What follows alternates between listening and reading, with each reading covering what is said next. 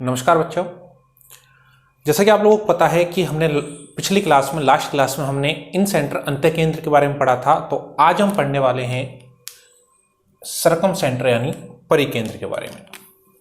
सरकम centre क्या होता है, इसका निर्माण कैसे होता है, आज हम सारी चीजें पढ़ने वाले हैं। सरकम सेंटर जिसे हिंदी में बोला जाता है परिकेंद्र। परिकेंद्र क्या होता है बच्चा, सरकम सेंटर क्या होता है? तो मैंने आप लोगों से बोला कि यदि मैं आप लोगों के सामने एक त्रिभुज बनाता हूं, त्रिभुज ए बी सी, त्रिभुज ए बी सी, और इस त्रिभुज के बाहर इसके तीनों शीर्षों को मिलाने वाला एक ऐसा वृत्त जिसका केंद्र क्या है, ओ, क्या कहलाता है? परिवृत्त यानी सरकम सर्किल। और मैंने बोला इस वृत्त का जो केंद्र है ओ, ये मेरा क्या कहलाता है? सरकम सेंटर यानी परिकेंद्र। मैंने क्या बोला? त्रिभुज के तीनों शीर्षों से गुजरने वाला एक ऐसा वृत्त जिसका केंद्र क्या है ओ, तो वो केंद्र क्या कहलाता है? सरकम सेंटर। और वो वृत्त आपका कहलाता है सरकम सर्किल। अगर मैं आप लोगों से ये बोल देता हूं, अगर ये मेरे पास एक वृत्त है, ये मेरे पास एक सर्किल है, तो मैं बोलूं क्या ये आपकी एक त्रिज्या होगी? क्या बिल्कुल होगी। ओ ए, केंद्र से परिधि के मध्य की न्यूनतम दूरी क्या होती है? त्रिज्या। मैंने बोला ऐसे ही ओ बी एक त्रिज्या होगी और ऐसे ही ओ सी भी क्या होगी? एक त्रिज्या। तो बच्चा मैं कह सकता हूं कि ओ से लेकर ए तक ये त्रिज्या है, तो इसे मैंने आर से डिनोट किया। ये भी त्रिज्या है तो इसे भी आर से, और ये भी त्रिज्या है तो इसे भी किससे डिनोट किया? आर से।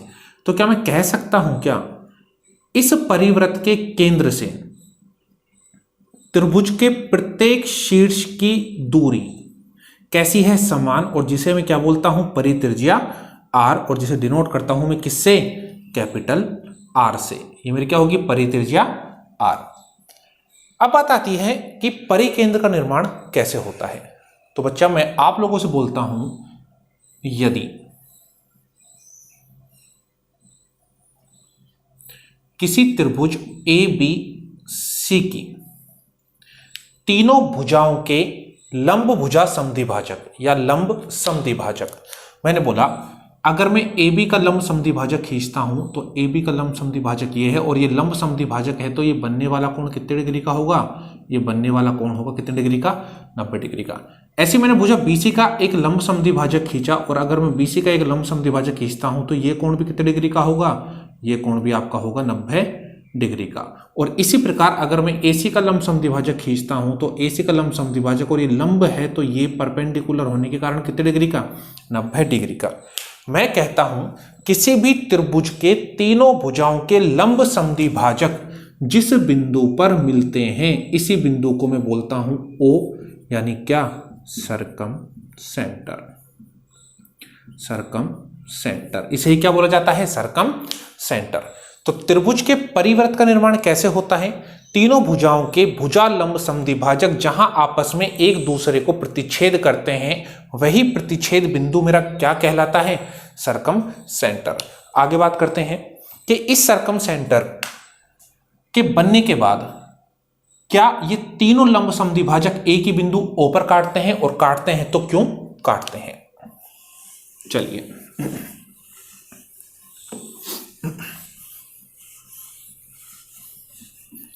मैं आप लोगों से कहता हूं कि मेरे पास एक त्रिभुज है, त्रिभुज एबीसी।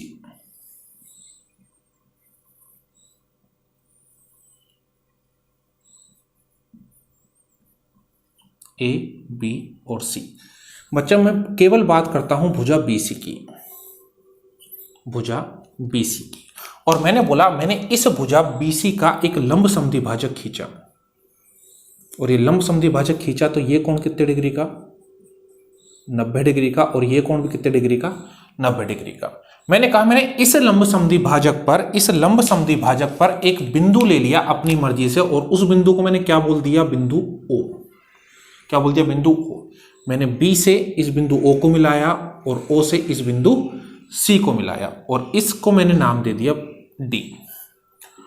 तो मैं आप लोगों से कहता हूं मैं इन दोनों त्रिभुजों की बात करने वाला हूं, और ये लंब भुजा समद्वि भाजक है, तो ये वाली भुजा और ये वाली भुजा आपस में कैसी है? समान। तो मैंने बोला त्रिभुज BDO व त्रिभुज DOC से मैंने बोला अगर ये दोनों भुजाएं आपस में बराबर है तो मैं कह सकता हूं BD बराबर DC। अगर ये कोण 90 डिग्री का है, कौन सा कोण? BDO, कोण BDO, और ये किसके बराबर होगा? CDO के। ये कोण किसके बराबर? CDO। और मैंने बोला OD दोनों में कॉमन है, तो OD बराबर क्या? OD। तो मैं क्या कह सकता हूं क्या कि त्रिभुज BDO और DOC आपस में कैसे हैं? दोनों त्रिभुज आपस में कैसे हैं? सर्वांगसम। और यदि ये दोनों त्रिभुज आपस में सर्वांगसम हैं तो क्या मैं कह सकता हूं क्या OB की लंबाई और OC की लंबाई आपस में क्या होगी? समान। क्या होगी? समान। तो मैंने बोला मैंने एक बिंदु लिया था O और मैंने एक लंब समद्वि भाजक खींचा, ये कोण 90 डिग्री का, और मैंने यहां से सिद्ध किया कि जो आपकी OB की लंबाई और OC की लंबाई है वो आपस में कैसी है? समान। अच्छा जी, मैंने बोला इसी प्रकार में त्रिभुज AOC के अंदर एक लंब समद्वि भाजक खींच देता हूं। ये कोण कितने डिग्री का है? 90 डिग्री का। और मैंने बोला अगर ये कोण 90 डिग्री का है, यहां पर ये बिंदु है O, यहां पर ये बिंदु क्या है? O। तो मैंने बोला BO बराबर OC। इसी प्रकार त्रिभुज AOC में भी OC बराबर क्या हो जाएगा? OA। क्या हो जाएगा? OA। तो मैंने देखा यहां से कि मेरे पास OB बराबर OC और बराबर में क्या आ गया? OA। बराबर में क्या आ गया? OA। अब मुझे यह ज्ञात करना है कि अगर मैं यहां से एक लंब समद्वि भाजक खींचता हूं तो क्या वह O पर मिलेगा। तो मैं क्या करता हूं, इस केंद्र से एक यहां पर परपेंडिकुलर खींच देता हूं, यानी कितने डिग्री का? 90 डिग्री का।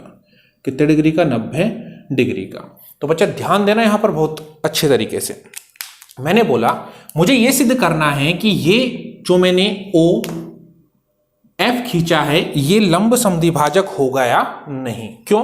क्योंकि भाई ये भुजा आपस में बराबर है, ये भुजा आपस में बराबर है, और अगर मैं इन भुजाओं को आपस में बराबर कर लेता हूं तो मैं कन्फर्म हो जाऊंगा कि ये भी मेरा क्या होगा? एक भुजा लंब समद्वि भाजक।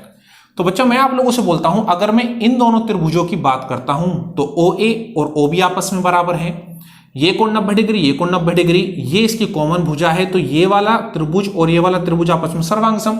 और अगर दो त्रिभुज आपस में सर्वांगसम हैं तो उनकी सारी भुजाएं, सारे कोण समान होंगे। तो मैं कह सकता हूं OF और FB भी आपस में कैसे होंगे? समान। यानी मैं कह सकता हूं OF इस भुजा का एक भुजा लंब समद्वि भाजक होगा, जो कहां पर मिलेगा? बिंदु O पर। तो एक बार आप इसे देखिए, फिर आगे चलते हैं।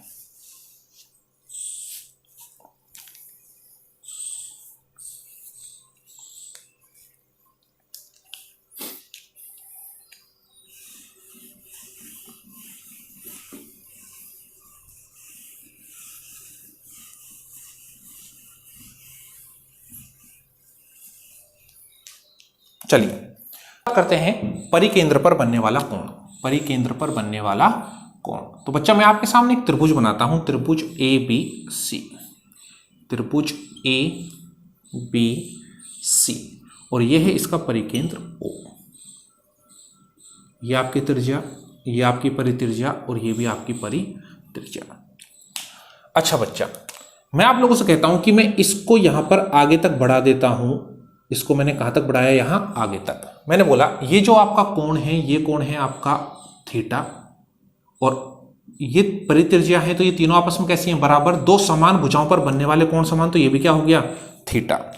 इसी प्रकार मैंने आप लोगों से बोला कि ये वाला कोण जो है ये आपका है अल्फा, और ये दोनों अगर भुजाएं आपस में समान है तो ये भी आपका क्या होगा? अल्फा।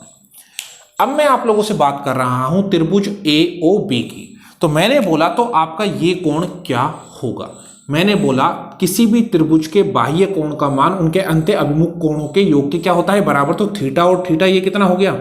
2 थीटा। इसी प्रकार अल्फा और अल्फा ये क्या हो गया? 2 अल्फा। तो मैं आप लोगों से कहता हूं कि मेरे पास यहां से कोण BOC बराबर क्या प्राप्त हुआ? 2 थीटा प्लस 2 अल्फा। तो कोण BOC बराबर मैंने 2 कॉमन ले लिया, तो क्या आया? थीटा प्लस अल्फा, और मैंने देखा थीटा प्लस अल्फा क्या है, कोण ए, तो कोण BOC बराबर आ गया 2 कोण ए, यानी परिकेंद्र पर बनने वाला कोण शीर्ष कोण का क्या होता है, दुगना। तो मैंने बोला कि यहां से कोण BOC बराबर कोण ए का दुगना। अगर मैं बात करूं कोण AOC, तो मैंने बोला कोण AOC का शीर्ष कोण कोण B, तो 2 कोण B, या फिर बोल सकते हैं सामने वाला कोण। इसी प्रकार AOB का सामने वाला कोण है C, तो 2 कोण C, तो ये मेरे हो जाएंगे परिकेंद्र पर बनने वाले कोण। एक बार इन्हें देखिए, फिर आगे बात करते हैं।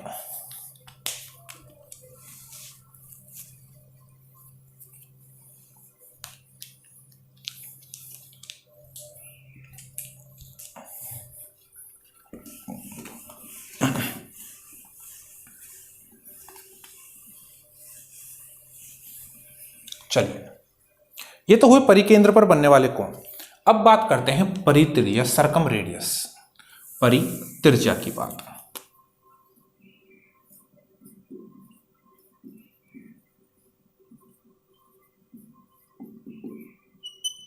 सर्कम रेडियस,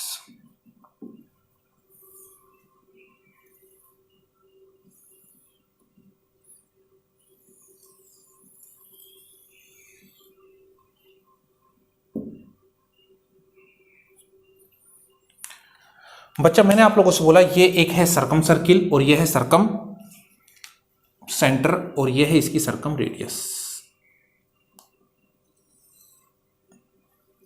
और ये क्या है, इसकी सर्कम रेडियस, जिसे मैं किससे डिनोट करता हूं, जिसे मैं डिनोट करता हूं कैपिटल R से।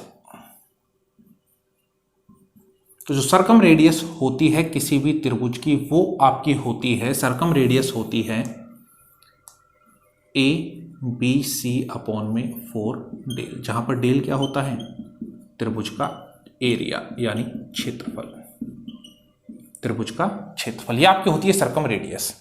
अब बात आती है कि ये आपका जो डेरिवेशन होता है ये क्या होता है, इसे मैं कैसे प्रूव करूंगा, ये चीजें कहां से आती हैं। तो मैं आप लोगों से बोलता हूं इसको प्रूव करने के लिए हम एक बड़ा सा त्रिभुज बना लेते हैं, जिससे आपको समझने में ज्यादा प्रॉब्लम ना हो।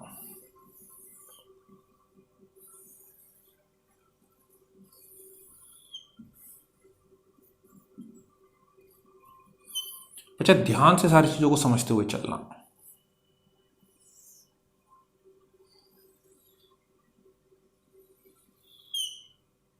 ये आपका परित्रिज्या, ये परित्रिज्या, ये आपकी परित्रिज्या।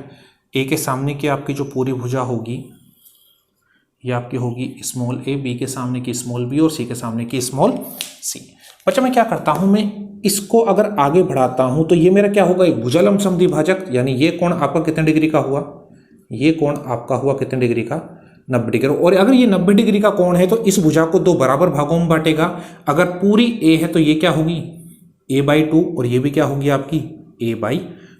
अच्छा जी बच्चा, मैं आप लोगों से बोलता हूं ये पूरा जो आपका कोण है, ये क्या है, कोण A, ये पूरा क्या है, कोण A।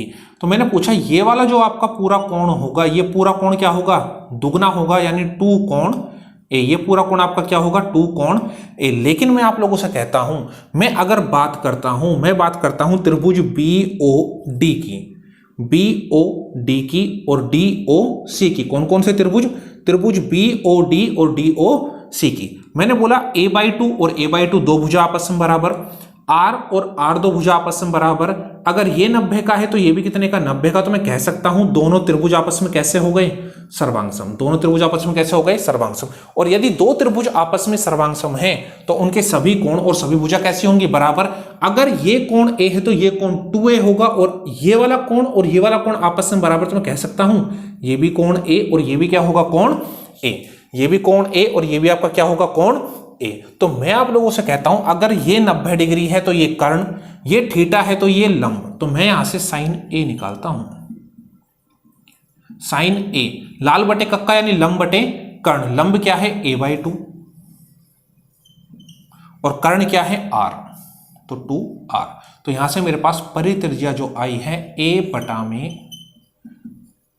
sin a, ये मेरे पास क्या आ गई परित्रिज्या, जो कि एक बेसिक फॉर्म होती है सरकम रेडियस की।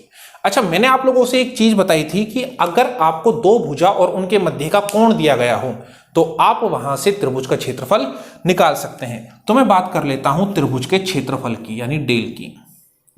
मैं कहता हूं आपको भुजा है बी और सी और मध्य का कोण क्या है ए, तो 1/2 गुणा बी गुणा सी और गुणा में मध्य का कोण क्या है साइन ए। मैं यहां से साइन ए की वैल्यू निकाल लेता हूं, 2 का गुणा क्षेत्रफल से हो गया तो 2 डेल अपॉन में बी सी। मैं इस साइन ए की वैल्यू को यहां से उठाकर यहां पर पुट कर देता हूं, तो मेरे पास सरकम रेडियस आर बराबर आता है a/2 गुणा साइन ए की वैल्यू 2 डेल अपॉन में बी सी। तो मेरे पास क्या आ गया ABC/4 डेल। और मैंने अभी अभी आप लोगों को यही फॉर्मूला लिखा था ABC/4 डेल, यानी तीनों भुजाओं का गुणनफल और बटे में क्षेत्रफल का 4 गुना।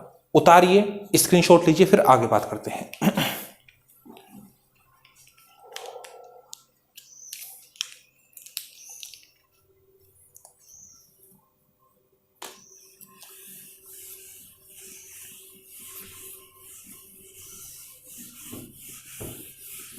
आप बहुत अच्छे अच्छे नोट्स बना सकते हैं। यहां पर आपको ज्योमेट्री की कंप्लीट थ्योरी और बहुत सारे क्वेश्चन में सोल्व कराने वाला हूं।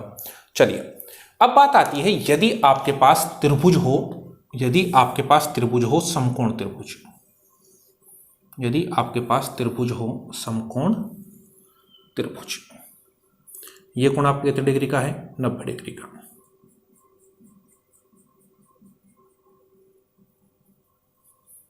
ए बी और सी, ये कोण आपके डिग्री का है 90 डिग्री का। मैं आप लोगों से कहता हूं ये कोण 90 डिग्री का है, ये आपकी हाइपोटेन्यूस है, ये आपका बेस है और ये आपका परपेंडिकुलर है। मैंने क्या बोला, ये परपेंडिकुलर है, ये बेस है, ये क्या है आपकी हाइट है। तो मुझे पता है आर बराबर क्या होता है, आर बराबर होता है a/2 sin थीटा। आर बराबर क्या होता है a/2 sin थीटा। तो मैंने बोला अगर ये 90 डिग्री है, ये 90 डिग्री है और साइन रूल कहता है कि थीटा के सामने वाली भुजा, तो आर बराबर ए का मान भुजा क्या है h बटे में 2 sin 90 डिग्री। ये थीटा कितने डिग्री का है 90 डिग्री का। तो यहां से मेरे पास समकोण त्रिभुज के लिए जो परित्रिज्या आई वो आई हाइपोटेनियस का आधा, यानी कर्ण का आधा। और अगर परित्रिज्या कर्ण की आधी है तो मैं कह सकता हूं क्या, कहीं ना कहीं परिकेंद्र यहां पर आएगा, जो क्या होगा कर्ण का मध्य बिंदु, कर्ण का मध्य बिंदु। और अगर आपका केंद्र यहां पर है तो इस केंद्र से ऐसा एक वृत्त का निर्माण किया जा सकता है, ऐसे एक वृत्त का निर्माण किया जा सकता है। तो मैंने बोला ये भी आपकी एक क्या हो गई परित्रिज्या r, परित्रिज्या r और परित्रिज्या r। और अगर ये एक लंब समद्वि भाजक है तो ये भुजा और ये भुजा आपस में बराबर, और ये भी इसके क्या हो गई बराबर, ये भी इसके क्या हो गई बराबर। मोस्ट इंपोर्टेंट, समकोण त्रिभुज में जो परित्रिज्या होती है वो क्या होती है कर्ण की आधी, और जो परिकेंद्र होता है, जो परिकेंद्र होता है वो परिकेंद्र क्या होता है कर्ण का मध्य बिंदु। अच्छा दोस्तों, तो मैंने बोला अगर ये आपकी परित्रिज्या कर्ण की आधी है तो ये भी r, ये भी r और ये भी क्या r।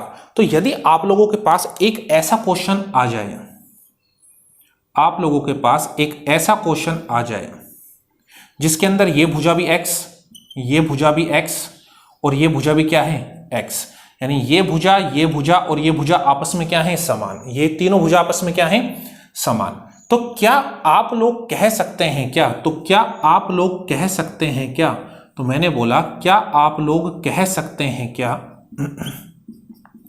जो इनके सामने वाला कोण होगा ये कितने डिग्री का होगा 90 डिग्री का। ये कितने डिग्री का होगा 90 डिग्री का। ये कितने डिग्री का होगा 90 डिग्री का। मैंने बोला ये r, ये r, ये x और ये भी अगर r है, ये तीनों भुजाएं आपस में समान हैं, ये तीनों भुजाएं आपस में समान हैं, तो इस भुजा के सामने वाला कोण कितने डिग्री का होगा? 90 डिग्री का। कितने डिग्री का होगा? 90 डिग्री का। अच्छा जी, एक होती है माध्यिका मीडियन। वो क्या होती है कि शीर्ष से सामने वाली भुजा के मध्य बिंदु को मिलाने वाली रेखा। माध्यिका क्या होती है? मीडियन क्या होती है? किसी भी त्रिभुज के शीर्ष से उसके सामने वाली भुजा के मध्य बिंदु को मिलाने वाली रेखा। तो मैंने बोला अगर ये मध्य बिंदु है, तो ये दोनों पोर्शन आपस में कैसे हैं? समान। ये दोनों पोर्शन आपस में कैसे हैं? समान। और अगर ये दोनों समान हैं और ये दोनों किसके बराबर हैं? इसके बराबर हैं। तो मैं क्या कह सकता हूं? मैं कह सकता हूं क्या समकोण त्रिभुज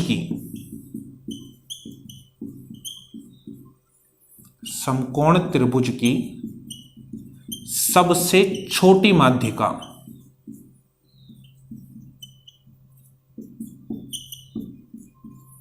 की लंबाई आपकी क्या होगी? h/2। आपकी क्या होगी? h/2, कर्ण की आधी। तो इसे आप मोस्ट लगा सकते हैं, यहां से कभी कभी क्वेश्चन पूछ लिए जाते हैं।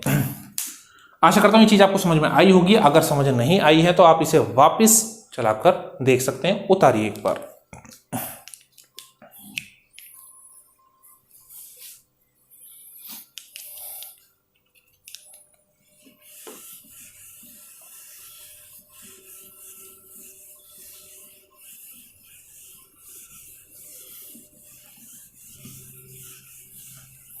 अब बात करते हैं समबाहु त्रिभुज में। समबाहु त्रिभुज में जब आपके पास एक समबाहु त्रिभुज है जिसकी तीनों भुजाएं आपस में कैसी हैं? समान। ए और ये भी क्या है? ए। और मैंने बोला ये इसका एक परिकेंद्र है O। तो मुझे पता है परित्रिज्या R बराबर होती है तीनों भुजाओं का गुणनफल और बटे में क्षेत्रफल का 4 गुना। तो मैंने बोला तीनों भुजाएं आपस में बराबर हैं, तो क्या हो गया? a³ बटे 4 गुना क्षेत्रफल होता है √3/4 a² से a² कैंसिल हो जाएगा, 4 से 4 कैंसिल हो गया। परित्रिज्या आपकी क्या आई? a/√3। तो किसी भी समबाहु त्रिभुज की जो परित्रिज्या होती है वो होती है a/√3। अच्छा जी, अगर मैं बात करूं समबाहु त्रिभुज की अंतःत्रिज्या की और मैं बात करूं समबाहु त्रिभुज की परित्रिज्या की, तो अंतःत्रिज्या मैंने निकाली थी पिछली क्लास में a/2√3 और परित्रिज्या आई है a/√3। यदि मैं दोनों का अनुपात निकालो, √3 से √3 कैंसिल, a से a कैंसिल, मेरे पास अनुपात आया 1:2। तो मैंने क्या बोला? किसी भी समबाहु त्रिभुज की परित्रिज्या उसकी अंतःत्रिज्या से क्या होती है? दुगनी। किसी भी समबाहु त्रिभुज की परित्रिज्या उसकी अंतःत्रिज्या से क्या होती है? दुगनी। और अगर मैं इनके एरिया की बात करूं तो 1 का स्क्वायर 1 और 2 का स्क्वायर 4, 1 का स्क्वायर 1 और 2 का स्क्वायर 4। यानी किसी भी समबाहु त्रिभुज के परिव्रत का क्षेत्रफल उसके अंतःव्रत के क्षेत्रफल से कितना गुना होता है? 4 गुना। कितना गुना होता है? 4 गुना। इसे आप नोट कर सकते हैं।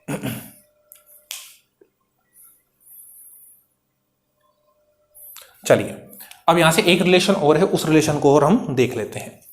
मैंने बोला यदि ये इसका है परिकेंद्र और ये है इसका अंतःकेंद्र इन सेंटर I, और मैं आप लोगों से पूछता हूं कि इन दोनों के मध्य की दूरी क्या होगी। तो अगर आपसे कभी भी पूछ ले कि परिकेंद्र circumcentre and in centre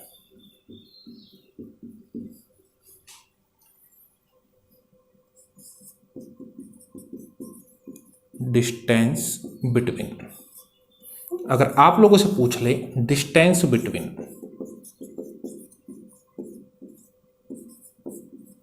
circum centre and incentre, तो यहां से जो मेरे पास OI की लेंथ आएगी वो OI बराबर आएगा √r²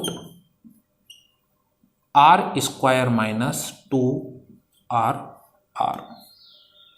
यहां पर कैपिटल R परित्रिज्या है और स्मॉल r क्या है? अंतःत्रिज्या। इस रिलेशन को आप सीधा याद रख सकते हैं। तो एक बार आप इसे देखिए, फिर आगे बात करते हैं।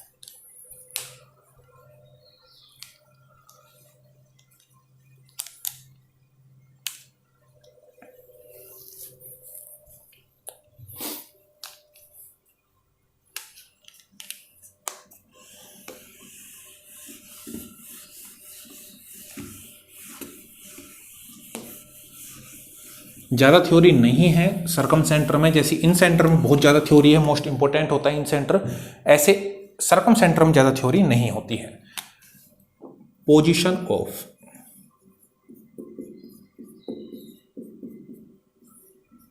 सरकम सेंटर,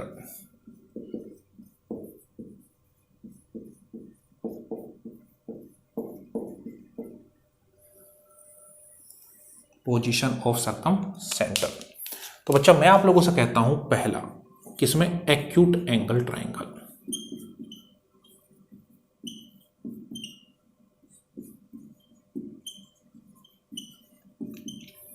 यदि मेरे पास एक एक्यूट एंगल ट्रायंगल है एबीसी,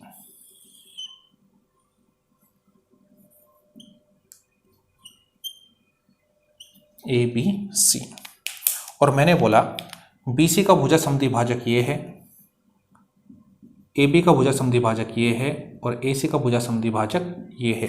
तो मैंने बोला तीनों भुजा समद्विभाजक जिस केंद्र पर मिलते हैं वो क्या होता है, सरकम सेंटर। यानी किसी भी एक्यूट एंगल ट्रायंगल में जो सरकम सेंटर होगा वो कहाँ होगा, त्रिभुज के अंदर। वो कहाँ होगा, त्रिभुज के अंदर। दूसरा राइट एंगल ट्रायंगल, जिसके बारे में आपको बता चुका हूं, जिसके बारे में मैंने अभी थोड़ी देर पहले आपको बताया था कि राइट एंगल ट्रायंगल में अगर मैं इनके भुजालंब समद्विभाजक खींचता हूं तो एक भुजालंब समद्विभाजक ये होगा, एक भुजालंब समद्विभाजक ये होगा, और एक भुजालंब समद्विभाजक ये होगा, जो कि कहाँ मिलेगा, कर्ण के मध्य बिंदु पर। कहाँ होगा, आप इसको लिख सकते हैं, कर्ण के मध्य बिंदु पर, कर्ण के मध्य बिंदु पर। और तीसरा है आपका अधिक कोण त्रिभुज, ऑब्ट्यूज एंगल ट्रायंगल।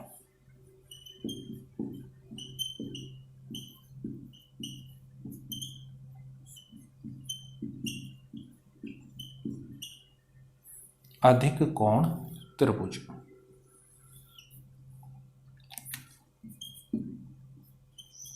यदि मैं इसके अंदर इनके भुजालंब समद्विभाजक बनाता हूं तो एक भुजालंब समद्विभाजक ये होगा, एक भुजालंब समद्विभाजक ये होगा, और एक भुजालंब समद्विभाजक ये होगा।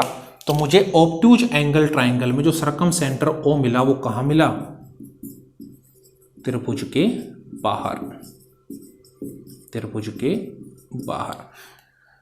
तो ये पोजीशन होती है सरकम सेंटर की, और ये हमारी कंप्लीट थ्योरी है सरकम सेंटर की। तो आज के लिए इतना ही, टाटा बाय बाय।